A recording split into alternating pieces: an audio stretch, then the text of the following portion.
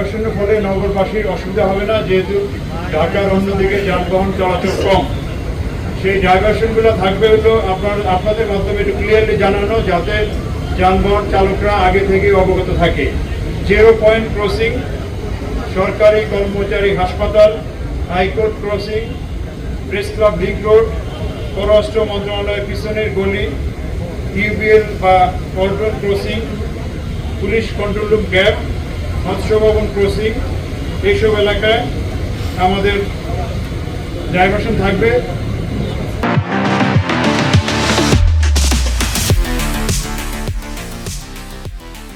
এইসব এলাকা থেকে ঈদে যারা মুসলিমগণ এসে পায়ে হেঁটে ঈদগাহে প্রবেশ করতে পারবেন।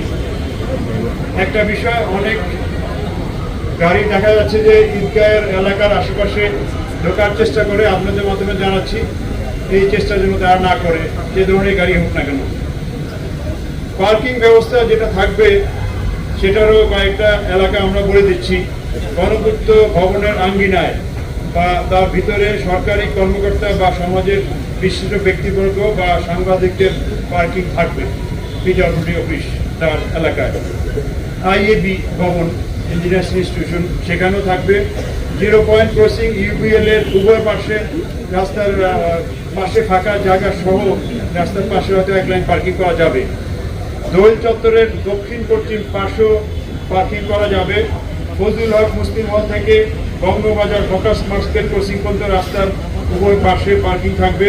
মৎস্য ভবন ক্রসিং এর পূর্ব দিকে কার্পেটগলি রোড ক্রসিং এর পাশে রাস্তার উভয় পাশে পার্কিং থাকবে। মৎস্য ভবন হতে শাহবাগ ক্রসিং রাস্তার উভয় পাশে এক লাইনে পার্কিং থাকতে পারে। জাতীয় ঈদগাহে আগত মুসলিমদের প্রতি আমাদের সাধারণ অনুরোধ, নিরাপত্তার স্বার্থে তল্লাশি কাজে সহায়তা করতে হবে।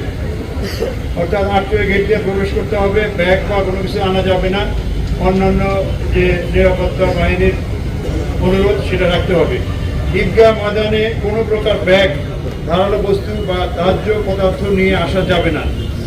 ঈদ জামাত শেষে তাড়াহুড়া করে না স্থান ত্যাগ করে সুশৃঙ্খলভাবে ঈদগাহ ময়দান ত্যাগ করতে হবে। সন্দেহজনক কোনো কিছু মনে হলে নিকটস্থ পুলিশকে বা 999-কে জানাতে হবে। এছাড়া যে কোনো প্রয়োজনে আমাদের ডিএমপি সহ অন্যান্য আইন শৃঙ্খলা রক্ষাকারী বাহিনীর সাথে আপনারা যোগাযোগ করতে পারেন। পরিশেষে পবিত্র ঈদ উল ফিতর বয়ে আনুক অনাবিল আনন্দ, এই প্রত্যাশা আপনাদেরকে আবারও ঈদের শুভেচ্ছা এবং এই অনুষ্ঠান কভার করার জন্য আপনাদেরকে